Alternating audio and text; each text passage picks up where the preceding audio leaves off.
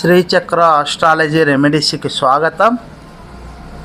గ్రహముల గురించి వివరణ చూద్దాం. ఇప్పుడు మన జాతక చక్రములో గల 12 రాసులకు 9 గ్రహాలు ప్రాతినిధ్యం వహిస్తుంటాయి.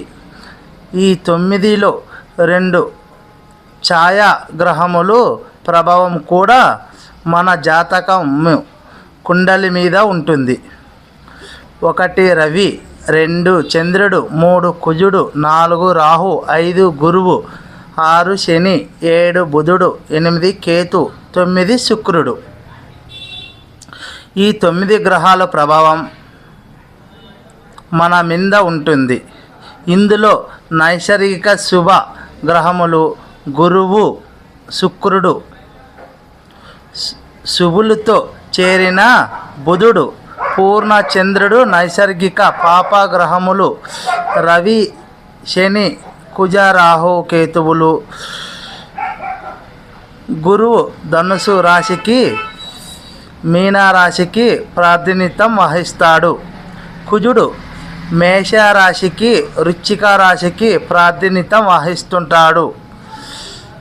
శని మకర, కుంభరాశికి ప్రాతినిధ్యం వహిస్తుంటాడు. శుక్రుడు వృషభ, తుల రాశికి ప్రాతినిధ్యం వహిస్తుంటాడు. బుధుడు మిథున, కన్యా రాశికి ప్రాతినిధ్యం వహిస్తుంటాడు. చంద్రుడు కర్కాటక రాశికి, రవి సింహ రాశికి ప్రాతినిధ్యం వహిస్తుంటాడు. ఇక్కడ మనము గ్రహిస్తే ఒక విషయం తెలుసుకొనవచ్చును. కుజుడు, గురువు, శుక్రుడు, శని, బుధ ఈ గ్రహములు 2 రాశులకు ప్రాతినిధ్యం వహిస్తున్నారు. రవి మరియు చంద్రుడు ఒక రాశికి ప్రాతినిధ్యం ఒక రాశికి మాత్రమే ప్రాతినిధ్యం వహిస్తున్నారు. ఈ మొత్తం 9 గ్రహములను 2 వర్గములుగా విభజించారు. అవి 1 గురు వర్గం, 2 శని వర్గం. గురు వర్గానికి చెందిన గ్రహాలు గురువు, కుజుడు, చంద్రుడు, రవి, కేతువు. కేతు ఎందుకు గురు వర్గంలో చేరినారు అంటే, కేతు నక్షత్రములు అయిన అశ్విని, మక, మూల గురువర్గ రాశులు అయిన మేషమున, సింహమున, ధనుసులో ఉన్నవి కాబట్టి ఈ వర్గంలోకి చేరినారు.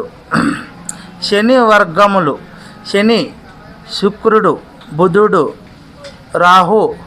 రాహు నక్షత్రములైన ఆరుద్ర, స్వాతి, శతభిష నక్షత్రములు శని వర్గ రాశులలో ఉన్నవి. చూడండి, ఆరుద్ర మిథున రాశిలో, స్వాతి తులారాశిలో, శతభిష నక్షత్రం కుంభరాశిలో ఈ రాశులలో ఉన్నవి. అందువలన శని వర్గంలో చేరినారు. నెక్స్ట్, ఏ లగ్నానికైనా 1, 5, 9 స్థానాధిపతులు మిత్రులు అని వీడియో చూద్దాం. నా ఛానల్ నచ్చినట్లయితే సబ్స్క్రైబ్ చేయండి, లైక్ చేయండి, షేర్ చేయండి. అలాగే మీ బంధుమిత్రులు